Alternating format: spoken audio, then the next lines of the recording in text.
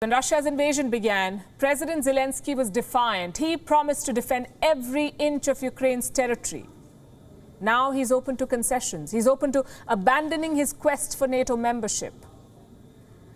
So what exactly changed in 14 days? In simple words, Zelensky got a taste of reality. He made 3 strategic miscalculations. Number 1, he overestimated Western support. Number 2, he oversold Ukraine's importance to the West. And number 3, he misread Putin's real intentions. We'll take them one by one. Zelensky knew that Ukraine was no match for Russia. It was evident for everyone watching the situation. The army, the finances, everything was stacked against him.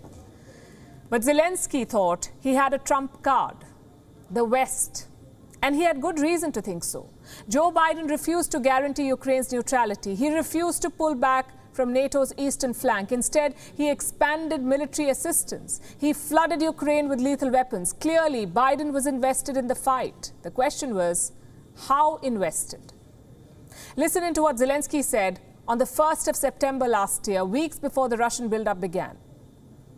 I feel that President Biden, well, not only do I feel, I heard that he personally supports Ukraine on the issue of granting NATO membership. But it's hard for me to tell what the path is going to be like. This was September 2021. In fact, let's go back further to April 2021. That was Russia's first military buildup. Back then, Zelensky seemed very confident of America's support. Listen to what he said. President Biden assured me that Ukraine will never be left alone against Russian aggression.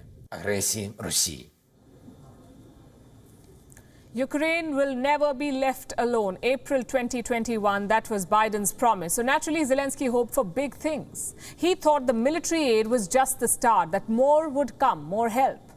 But he was wrong. Military aid was NATO's maximum limit. They refused to go beyond that. No soldiers on the ground, no no-fly zones, nothing that would pit them against Russia. Same with sanctions. It's day 14 of the invasion and Europe is still buying Russian oil and gas. The fact is, the West led Ukraine on. They refused to compromise. They promised all the support, but when the time came, NATO stood back and watched. Miscalculation number 2, Zelensky overestimated Ukraine's importance to the West. It was evident in his words. He called Ukraine the shield of Europe. Listen to this. For 8 years, Ukraine has been a shield. For 8 years, Ukraine has been holding back one of the greatest armies in the world, which stands along our borders, not the borders of the European Union. And the missile systems flew to Mariupol, not to European cities.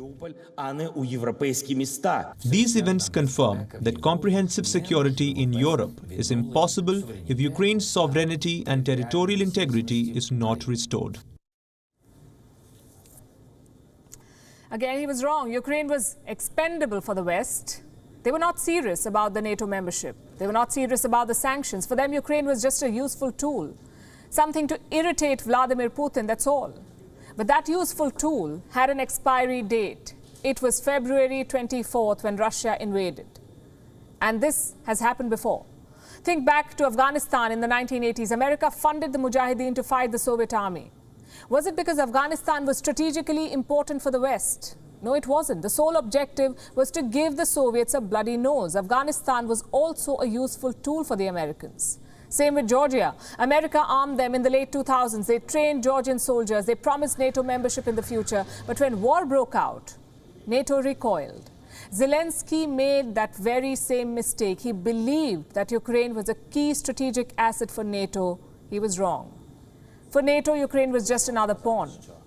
Miscalculation number 3. Zelensky failed to read Putin's mind. On this, you cannot really blame him. Until the last moment, nobody thought there would be a war. There would be threats, some saber rattling perhaps, but eventually Russia would pull back. That was a conventional wisdom. Even as late as January 28, Zelensky did not buy the war hysteria. This is what he said. The feeling from the media is that we have a war. We have troops on the roads, we have mobilization, people are going somewhere. It does not. We do not need this panic.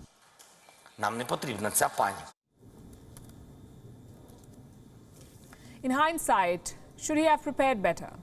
Should he have considered Putin's proposals more seriously? Perhaps he should.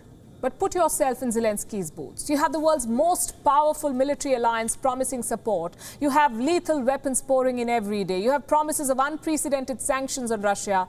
It is not surprising that Zelensky decided to fight. The West promised him sovereignty, but they refused to fight for it. And history will judge him for that. All this Twitter fanfare, all this YouTube glory will disappear. What will remain is this: Ukraine is making the same compromises that Russia first demanded. In fact, more than that, Russia was only demanding neutrality then, no joining the NATO. That's what they wanted. Now they want Zelensky to recognize Donbass and Crimea. The difference is hundreds of innocent Ukrainians are now dead. WION is now available in your country. Download the app now and get all the news on the move.